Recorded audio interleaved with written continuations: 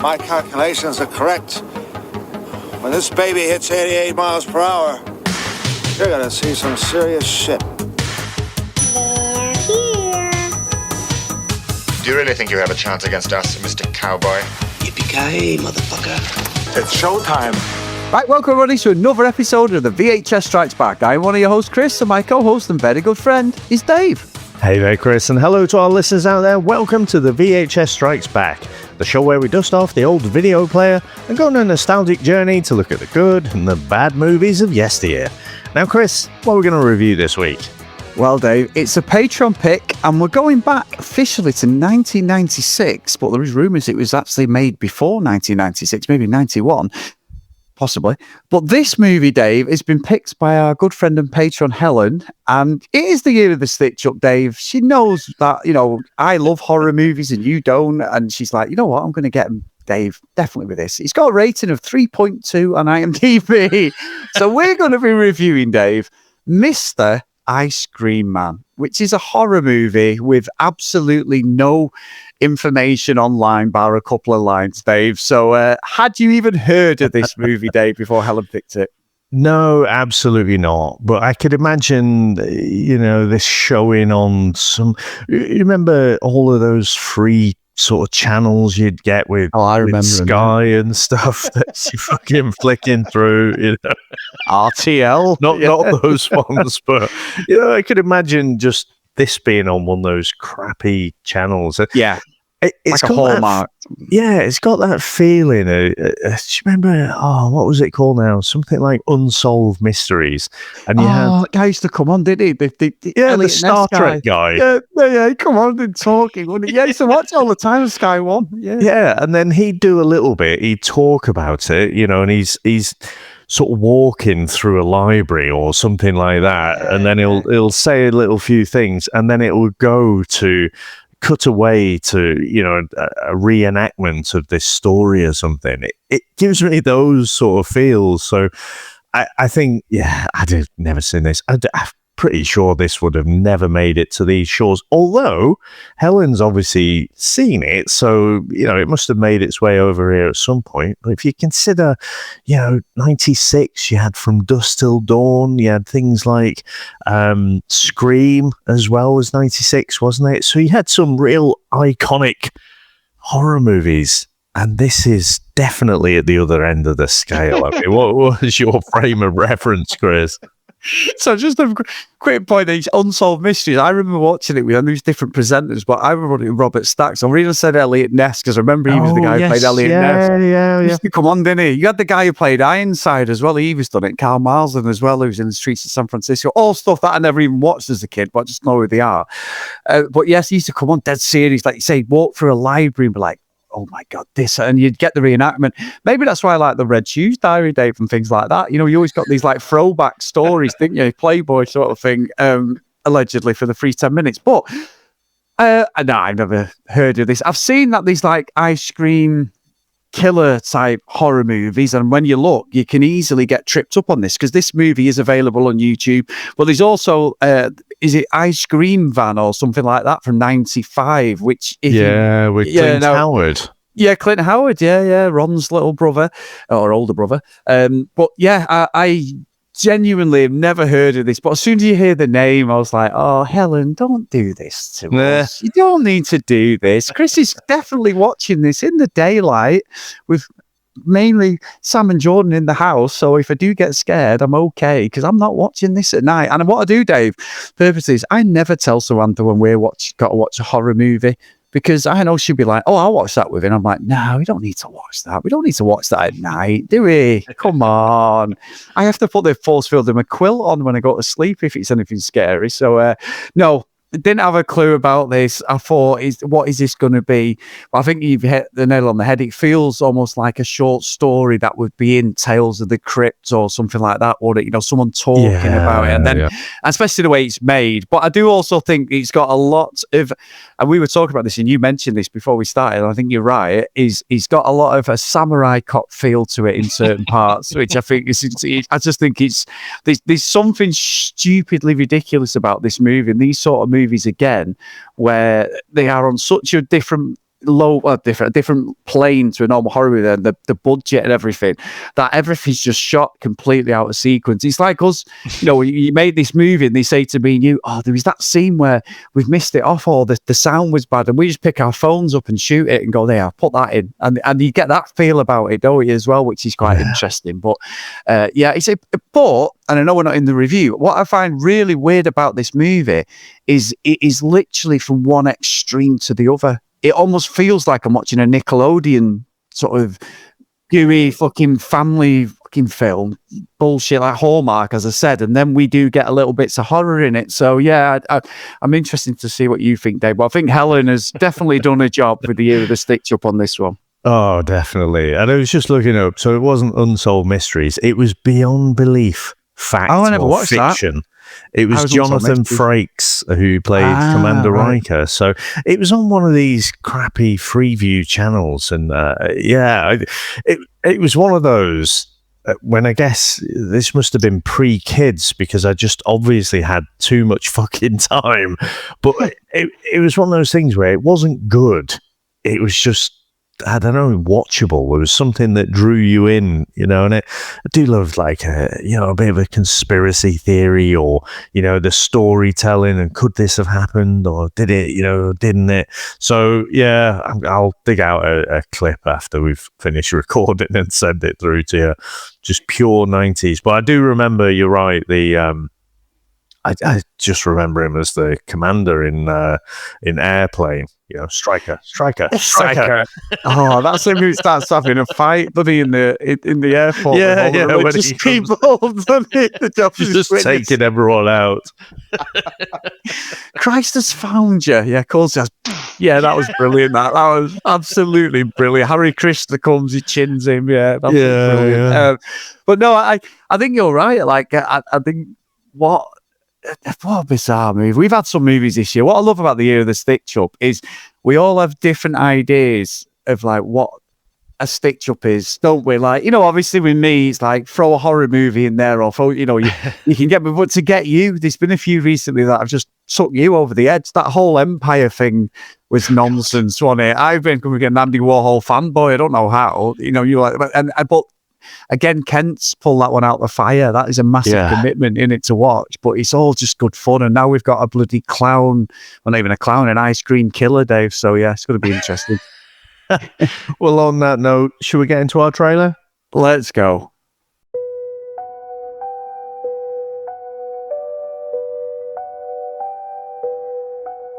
In a world of crime, passion and revenge, sometimes the scariest thing of all is a made-for-TV budget. It's Miss Ice Cream Man, the 1996 film that suburban melodrama that a week of neighbours, but with worse lighting. Meet Joey, a fifth grader whose life takes a dark turn when his estranged father comes back disguised as an ice cream man, because nothing says undercover like jingling a bell outside your kid's house. Dad's performance matching Jack Nicholson in The Shining. I sounded like Kermit the Frog, but he'd taken a volume and found it in someone's garage. It's supposed to be fucking Pennywise, Dave. I don't know who the fuck. It's fucking 1P. I don't know. Definitely off the Muppets. There's danger, there's obsession, and there's dialogue so wooden you could sand it down and build a garden shed. Watch as Joey protects his sisters from a man whose idea stove is wearing a paper hat and driving a van that literally plays music announcing he's arrived. Okay, Kermit.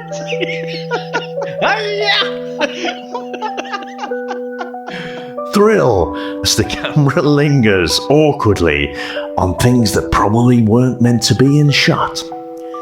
Marvel had a script so gunky it makes Hollywood look like Shakespeare. Mr. Ice Cream Man, the chilling TV movie where family drama meets the freezer aisle and the real brain freeze is trying to stay awake until the credits. On VHS, topped, taped off at ITV at 11 p.m. completely banned for flesh cleaner, and at the ever so for sale. My voice is fucked now. Okay, come with me, frog. I love you. When troubled schoolboy Joey's absentee dad rolls into town, he's not looking for reconciliation. He's looking for a new job. And apparently the only one going is driving an ice cream van. But beneath the sprinkles and chalk ices lies a sinister plan involving family secrets, awkward shouting matches, and enough melodrama to melt your cornetto. As Joey struggles to protect his sister from a man who thinks a paper hat is a disguise, Mr. Ice Cream Man scoops up a chilling tale of obsession, betrayal, and acting so stiff it could be stored in the freezer. Now, Chris, what do you reckon to the opening of this movie? Don't know. I'm still reeling from that voice. Oh, I need to get some lozenges. I think as I said before, we did the trailer, which I've got to say is magnificent. The trailer is,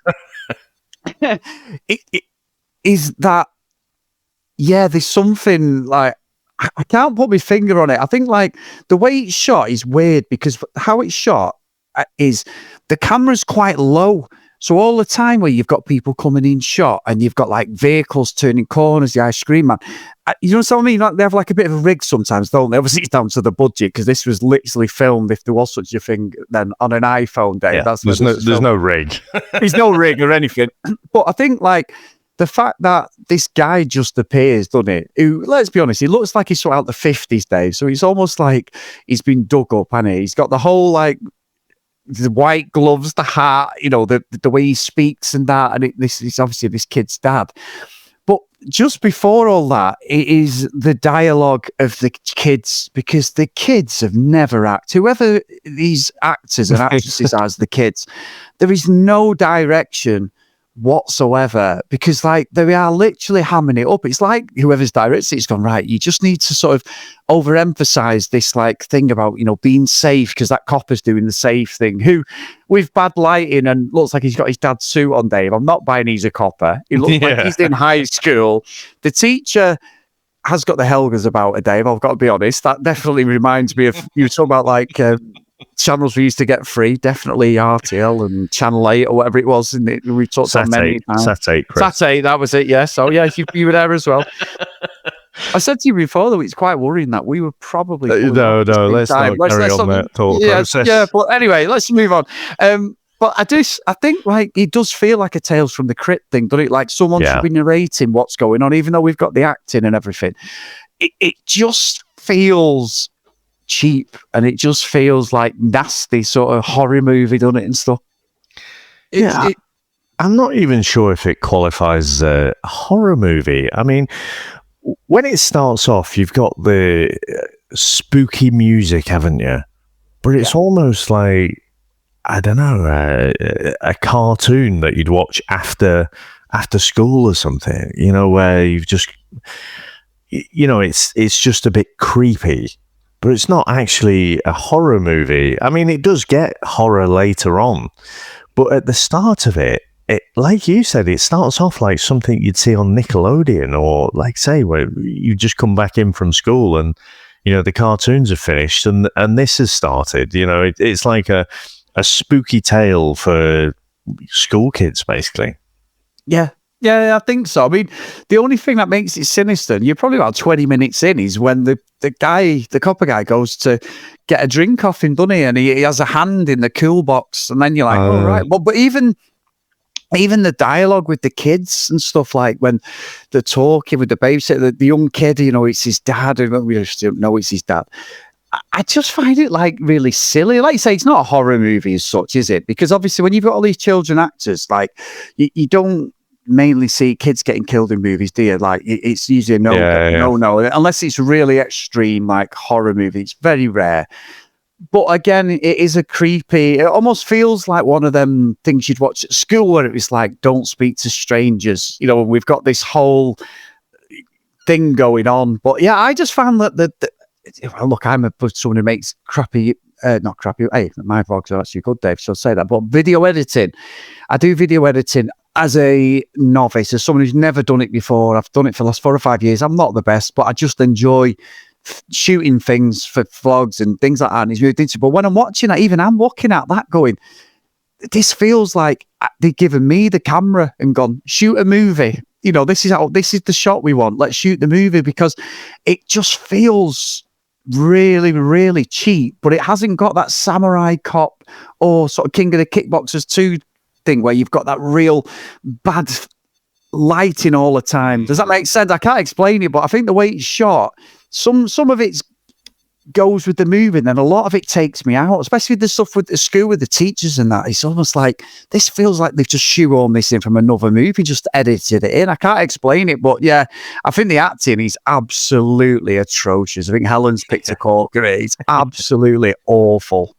Yeah, I think the comparison we say Samurai Cop, you can tell the people behind the camera haven't got a clue what they're doing. So they've got no idea what exposure or lighting is or anything like that. So, or continuity comes out the window, doesn't it? You're shooting the same scene. It's clearly in a different location. You can see with this one, it's shot like that TV episode or TV movie or something. So whoever was operating the camera and, sorting that out, the technical side of things was probably competent. They probably worked in other TV stuff. But yeah, the actors, I don't think they'd acted before or since, probably. I think because no one stands out as being believable. But I think my favorite, and we'll hear from Helen later as well, is you mentioned about Helga. She literally does a Frank from Samurai Cop, doesn't she? Where it's like it looks like she's out of the scene with everyone else, and you've got Roland, who's the little oversized little kid who's about 2 foot taller than everyone. Yeah, it's ridiculous. But he loves a bit of ice cream. Is the 90s gag, isn't it?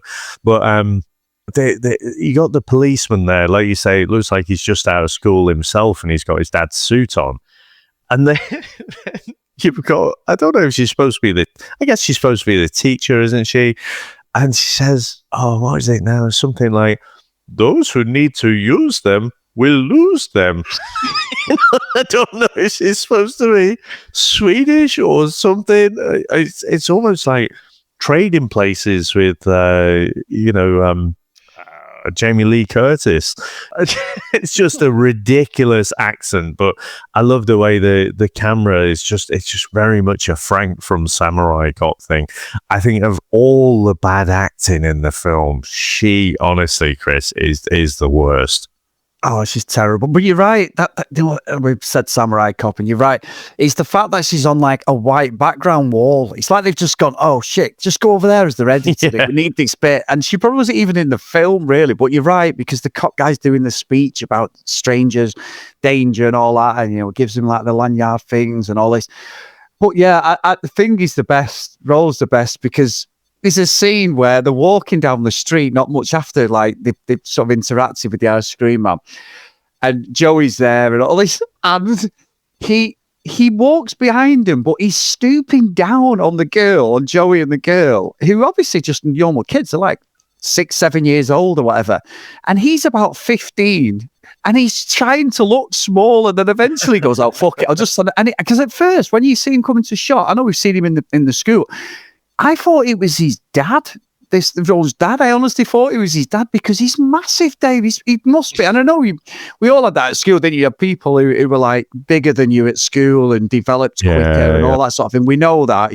I've been there myself in the showers, going, I need to turn away now because I look like I've got a fucking shrimp dick, and someone over there is fucking diggler in it and something when you're about 11, 12 in the shower. But it's like, he just looks totally out of place, and I think he's probably the only one who had some sort of acting, but he's fucking terrible as well. He's awful. His voice, he's trying to act younger, so he does this weird thing when they're in the classroom where he brings his voice goes really like childlike and squeaky, and I'm like, Oh my God, what is going on? They could have cast somebody closer to Joey's age because he just looks ridiculous. Yeah, you just had me remembering. I remember I was in a football team when I was about 13. Don't think we ever won a single game. Laffock, we were called, and we were just shit. And but we had this guy, Phil. We were like 13. This guy had sideburns. Yeah. Fucking 13. Fucking legs like tree trunks. Big fucking hairy legs. It was just a world away. It was like, this guy looks about fucking 30. You've just sort of unlocked a latent memory I had there. But yeah, back to the film. What about the fuck? I mean, I think it's about 10 minutes in or something, but we actually get the ice cream man turning up with the worst ginger hair dye you've ever seen. Yeah. It's terrible. It's like it's painted on. I mean, at that point, he's already killed one kid, hasn't he? More implied, though. The guy's, just sat there. And I thought, actually, that was a bit creepy. And that's where it turns, isn't it? Because when the kid is just wants some ice cream and he's just faced away from him, I thought that was quite Pennywise, which was not Miss Piggy, but actual Pennywise. How dare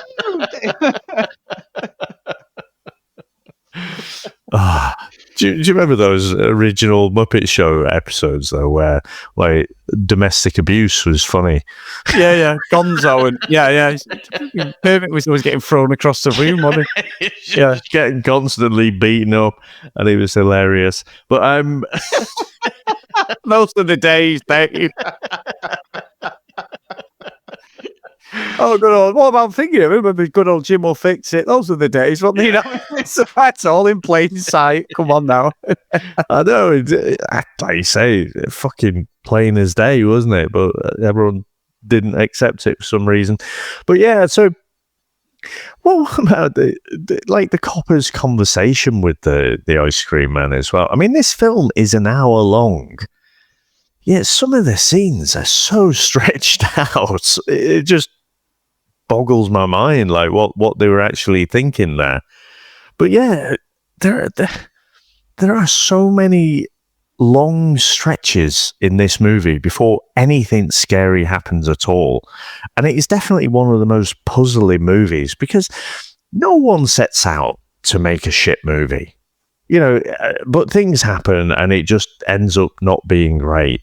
But I just can't quite understand what they were going for here and thinking, this has come together nicely. Well, you can go the measure of the movie because the only trivia available says we think the movie was shot in 1991, but it didn't actually get a proper release till 2002 officially. But it's got 96 as so I don't know what's going on. That's the only trivia we've got on IMDb. Now, normally there's a bit more, but that's it, Dave. There's absolutely nothing that we, as a point of reference in this. But I think you're right. I think like the sound, the drawing out stuff. There's a scene in the supermarket between the cop and the babysitter, stroke the mum or whatever she is, and I mean, she looks young anyway. She looks about 18. But the cop just literally has been a bit of a sleazebag. But they're looking at dog food. Well, there's no dogs in the fucking movie. And I'm like, why? And they out the dog food aisle where there is, and she stood there like looking at the door, like, well, there's no, I don't get it, sort of thing. So, yeah, and I tell you what's one of the worst scenes in this whole movie is them two joggers. The two young girls and the jogging, and the other one's like starts like go watch this from nowhere and starts giving the ice cream man shit. Yeah, and how she loves him and all this, and then they walk off like high-fiving all the ice cream. As much as we don't know anything about him, these two proper douchey girls, he's just cleaning his ice cream van. Obviously he's got their bodies in there, but we don't at the time know this. But it's like watched now. Normally it's guys in it going over ripping him, but it's two like really attractive young girl like joggers, and they just, and I'm like, it completely again. It's like a different movie, isn't it? There's no reason for this scene whatsoever. And they go off high five, and she's like, "Yeah, I really want you," and all this. I'm like, this is terrible. Like, just and the way it's shot, I don't even think they're together. It's a frank Yeah. job. I don't think she shot that with the ice cream man guy. I think this has all been added afterwards because the continuity of the scene is back and forth. There's no wide shots of him. It's really bizarre. It goes full on parody there, doesn't it? It is weird, and I think you're right because they're not together in the same shot at all. Unless, Chris, they just had one camera. Maybe, yeah. Mind you, you could still get them to stand in the same shot, I guess. Yeah, you could do a wide shot, yeah. It was just weird, wasn't it? Because the stuff at the start, I said, when the creepy music comes, it introduces the neighborhood and everything. I felt like that it could have been like a kid's TV show. So technically, I think it was put together really well. But when she's giving him shit and she's just stood there and like taking the piss out of his bow tie and whatever, that does look like, just I've got my camera and just thought, right, go on, just take the piss. I'll figure out who it is later and I'll shoot them after.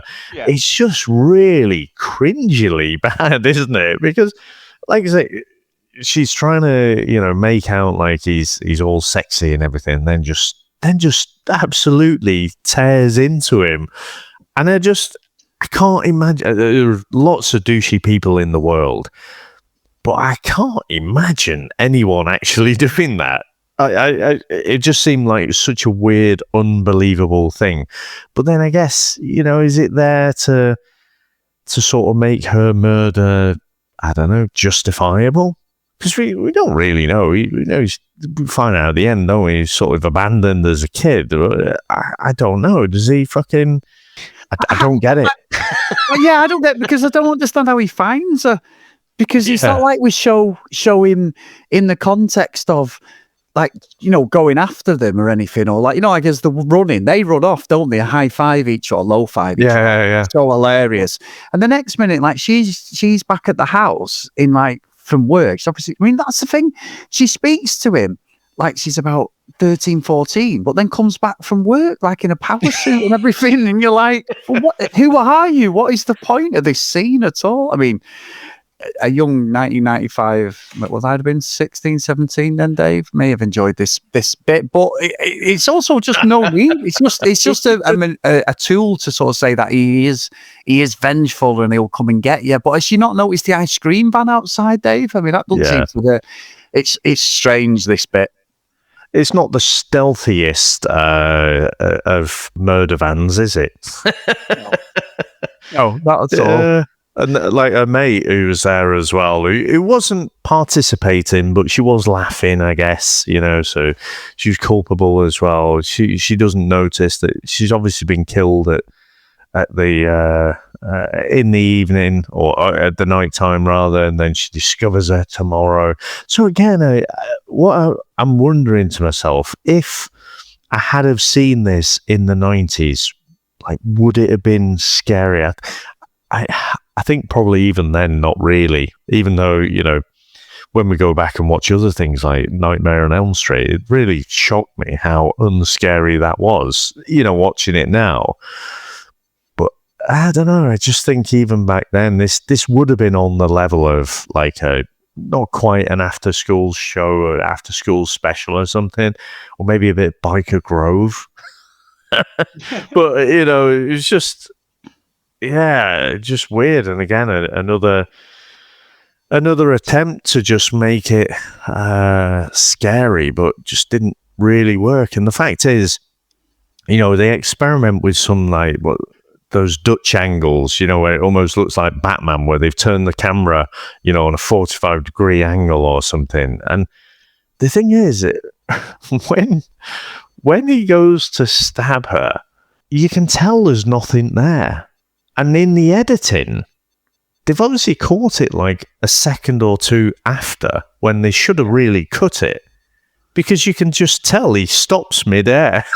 yeah, it does just above where the body would be. Yeah. It's just, again, or maybe that nugget of trivia where it was made, early 90s.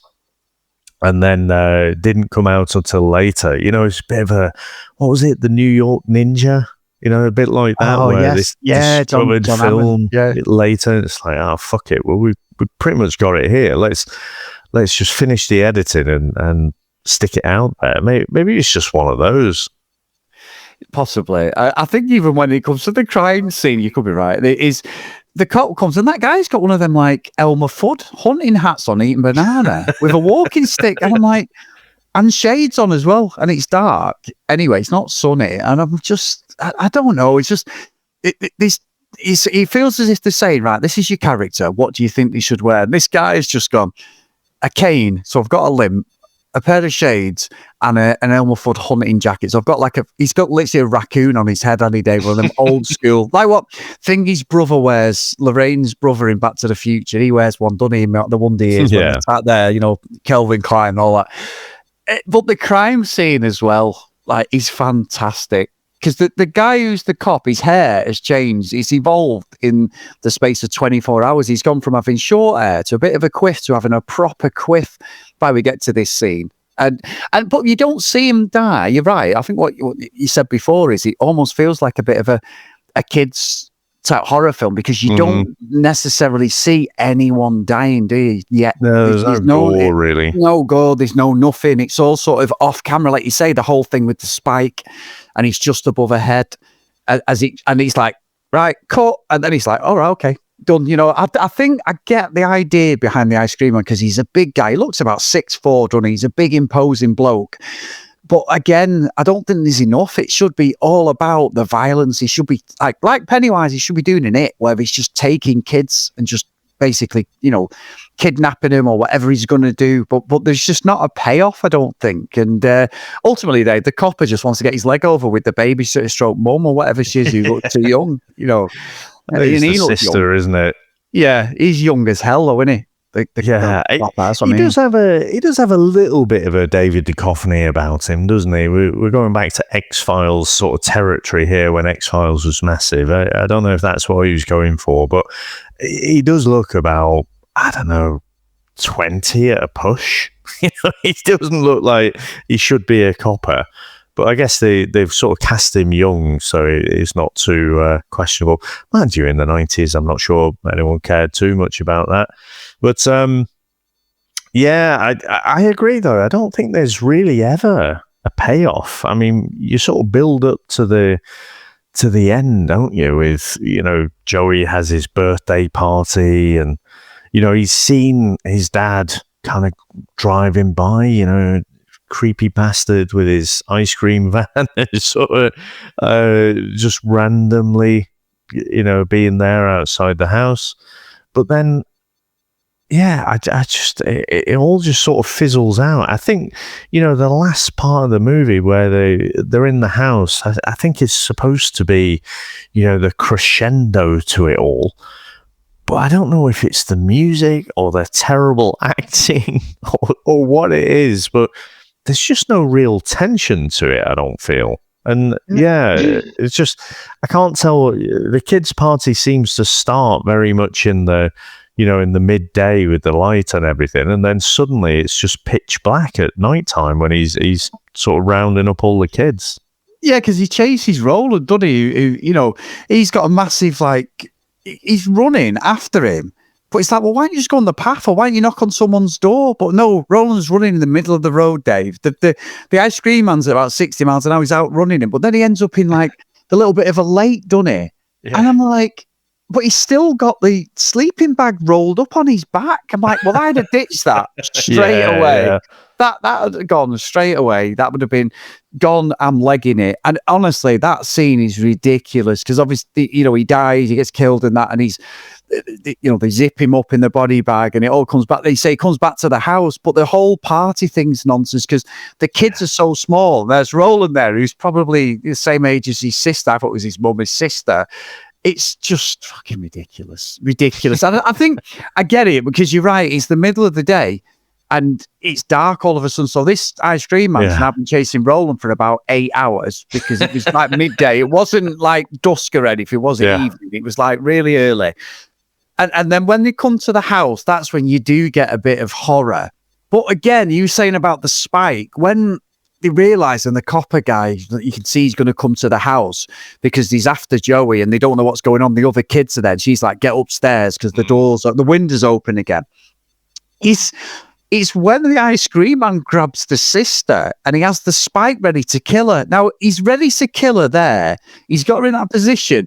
The cop has had enough time to pull up in the car, run up the stairs, kick the door in, and he's still not killed her. And I'm like, was he just stood there like going, come on, hold it up then? That continuity, as you hit on at the start, is way off because he's no. So it's even better than that. It's like the cop has got a gun. He's got a knife and holding the sister. Yeah. So his next plan of action is he throws the sister at the cop. Yeah. So, yeah, I don't know. It's just all nonsense. I still don't really get, obviously he's Joey's dad and everything, but I just don't get anything about it at all, really, because I at first wondered, is he a bit supernatural or something like that, but I don't think he was. He was just some fucking creepy bastard who's decided to be a murderous arsehole ice cream man. It's just, it makes no sense at all. And I got my answer about whether he was supernatural with a bullet to the head actually takes him out, because that was the other thing, right? It all ended pretty quickly. Like, after he'd sort of thrown the sister at him, there's a bit of a tussle there, and then that's it. He just shoots him in the head. Game over. What? Yeah, because he waves at him, doesn't he, though, before he throws him down the stairs. The cop all of a sudden becomes Rambo, doesn't he? He's just rocking, starts throwing punches. And he like waves at him as he's going down the stairs. But, and you're saying about like the way it ends, but what was the bit with the kid? Was that supposed to be Joey when he was a kid? Or was that supposed to be the ice cream man that was abandoned? Is that the whole point of it? I interpreted it that it was the ice cream man. Right, and his mum's just abandoned him. Right. But I guess Joey, it's not clear to me, but I guess Joey could have been the kid. Yeah, because Joey's not that much older. Like, the kid's, I don't know, 4 to 6 or something like that, and he obviously gets abandoned by the mother. So I guess it's probably more likely to be Joey, isn't it? If Joey's maybe 12 to 14 or something like that. But yeah, I didn't really get it. Didn't really get the ending. I guess I thought it was probably the ice cream man, but yeah, it makes no sense either way, really, does it? I mean, no. Again, let's play it out that let's say it was Joey, and the mother just abandoned him. Well, why would the ice cream man become this murderous dick? Probably reading way too much into this, but I mean, have you got anything else, or should we get on the review? Let's get into the review.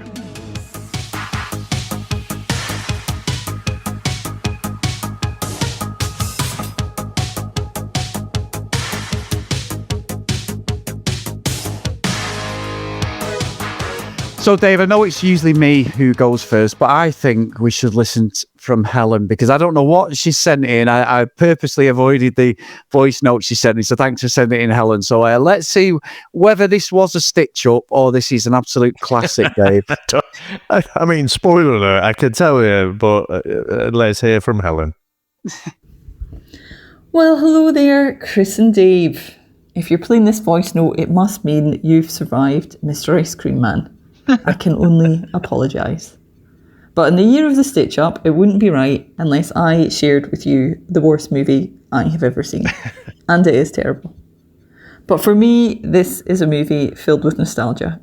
It takes me straight back to hungover student days trawling our local Blockbuster Video. That's where me and my flatmates discovered this little gem sometime in 2005.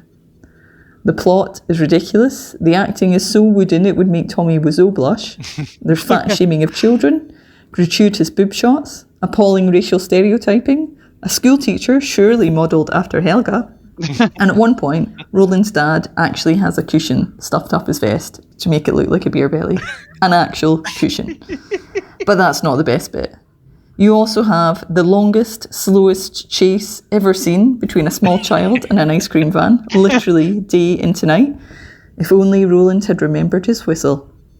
Then there's the most excruciating chat-up scene imaginable between two strangers in a supermarket pet food aisle.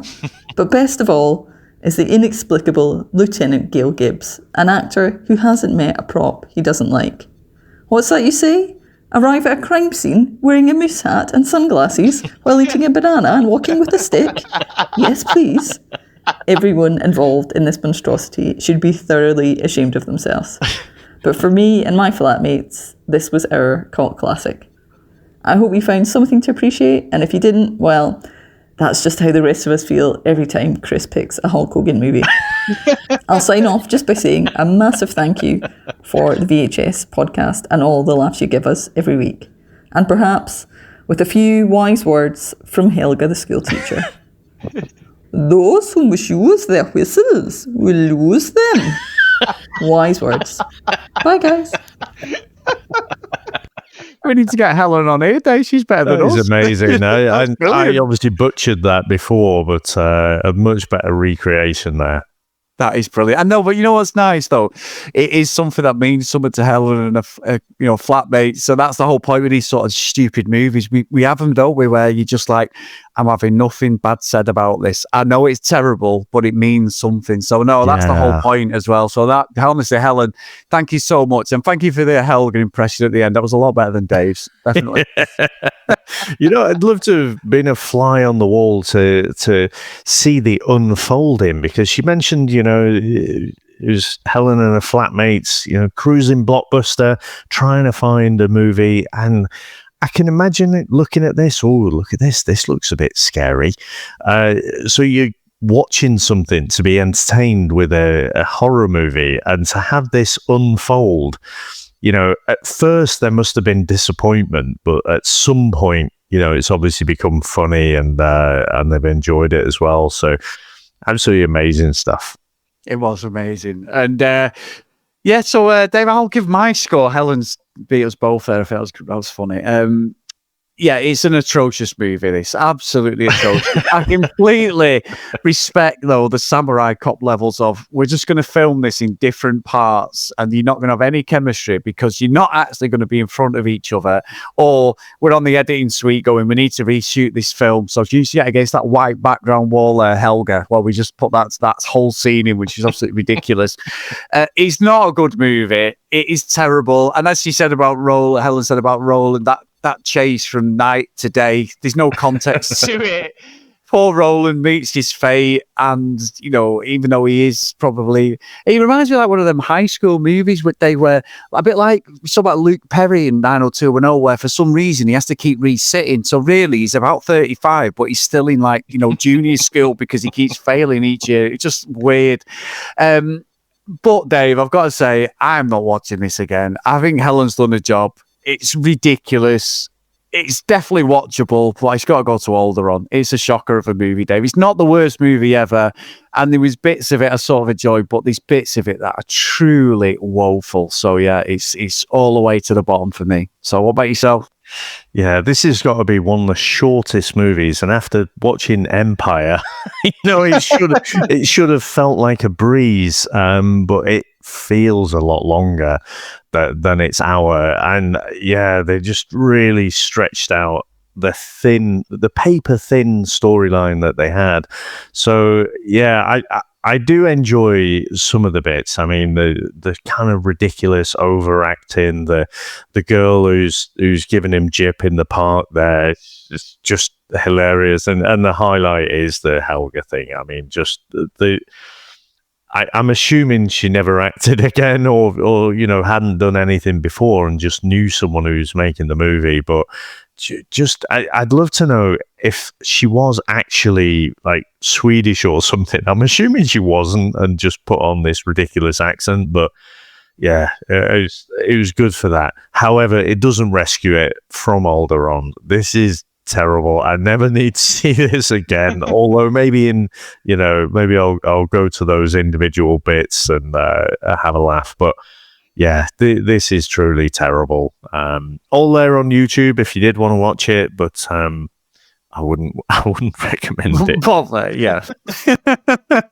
Well, Dave, it is a Patreon pick next week, and it's our good friend Mr. Mike Burton from the Genuine Chit Chat podcast. So get over there if you're not following Mike. It's a great podcast.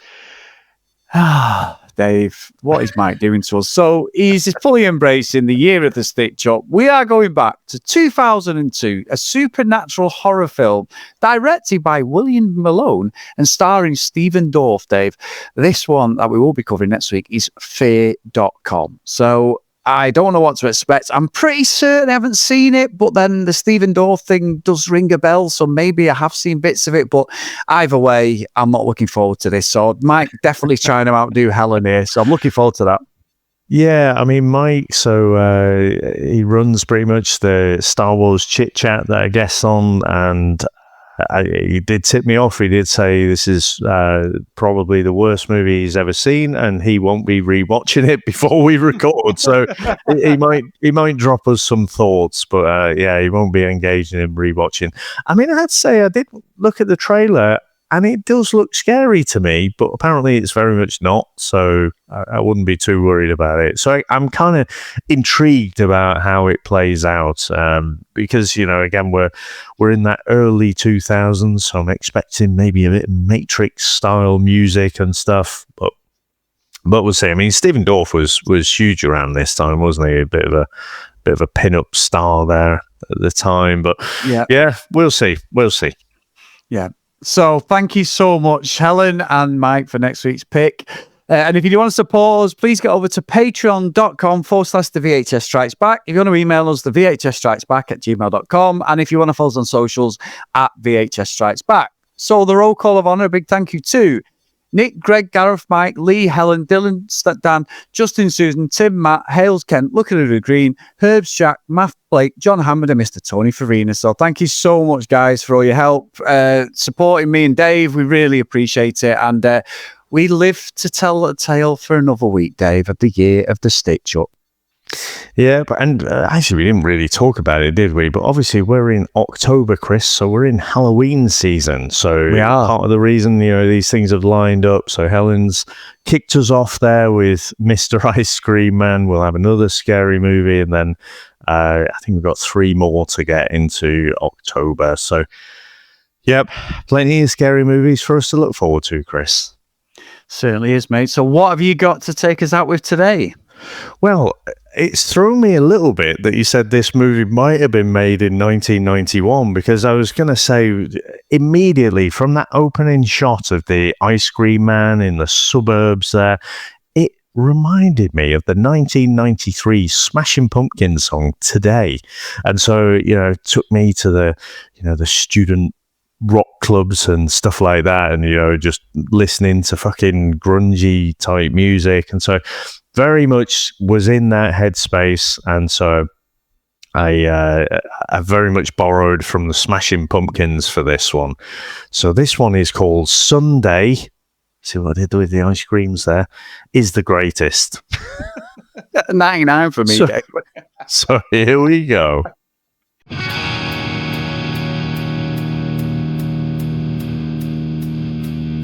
Sunday is the greatest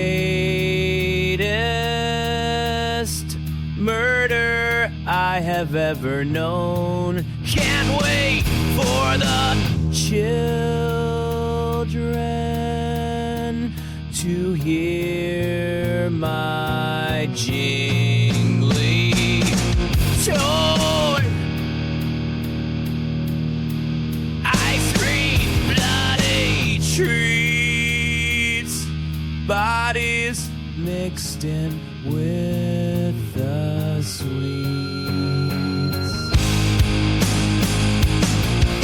Surreal, chocolate syrup, cherry head. Hope you like your neighbor's dead. Sunday in the shadows, jingle drifting through the street, sugary temptations, everyone's got sticky feet. I'll serve them all, I'll serve them all, in cones both big and small. JL,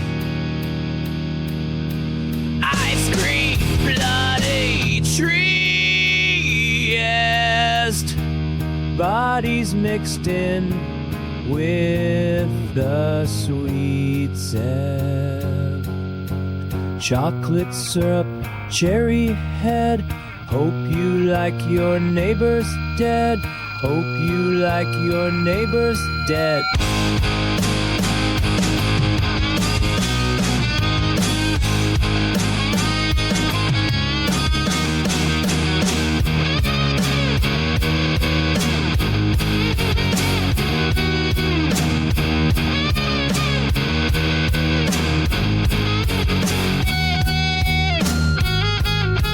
Chocolate syrup, cherry head. Hope you like your neighbors dead. Hope you like your neighbors dead.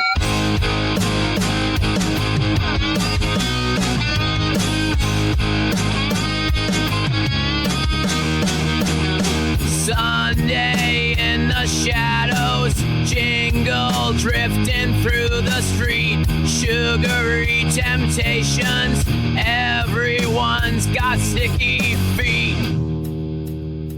I'll serve them all, I'll serve them all, in cones both big and small.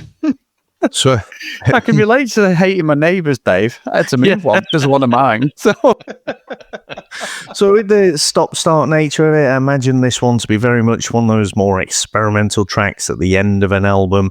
Or maybe, has you ever, I don't know if you'd have had any albums like this, but like, say on Nevermind, so you'd sort of I'd listen to a CD or something, and you just play the CD, and maybe, again, when you're a fucking teenager, you've got so much free time, haven't you? But nod off on the bed, so you almost forget that the music's playing, and you just sort of nod it off. And then you find this weird experimental track at the end, and you're just like, what the fuck's this? Do you have any albums like that? no. I know, like Oasis and stuff didn't do anything like that, but yeah, I just remember once, like at the end of Nevermind, it's like it fucking woke me up. It's like, what the fuck's this? But anyway, so yeah, thanks for talking about this one today. I did enjoy talking about this terrible movie, but next week's gonna be possibly on par, maybe better, maybe worse, who knows, but another scary movie for us, Chris. But thank you very much, sir. Thanks to all our listeners out there. Thanks to all our supporters, and we'll speak to you next time. Bye. That's it, man. It's game over, man. It's game over. What the fuck are we gonna do now? What are we gonna do? Maybe we could build a fire, sing a couple of songs, huh? Why don't we try that? We better get back, because it'll be dark soon, and they mostly come at night. Mostly. I'll be back. That's not. We came, we saw, we kicked its ass. Wax on, wax off. Get to the chopper! One ring to go. All right. Ding, ding. Bust you up. Go for it. Well, here we go. Ain't so bad. Ain't so bad. Ain't so bad. Come on. Ain't so bad. Ain't nothing. Come on. You must be crazy or something. I'm crazy. You just a stupid fool. Maybe you crazy something. I ain't breathing heavy. He's a fool. He's stupid. I've seen you in 6 months.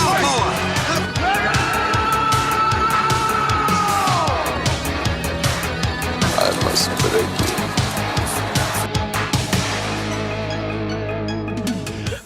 Are you sure you're going to be able to do the rest of the podcast? I felt my buttock was clenching, just feeling the pain in your voice. It's funny to say that about that area because my bollocks felt like they were in my throat. But then, My voice is, I don't know what, the voice. I don't know why. He's doing fucking Miss Piggy for the last 5 minutes. I know. It's not off his Kermit. I don't know what. Have you seen?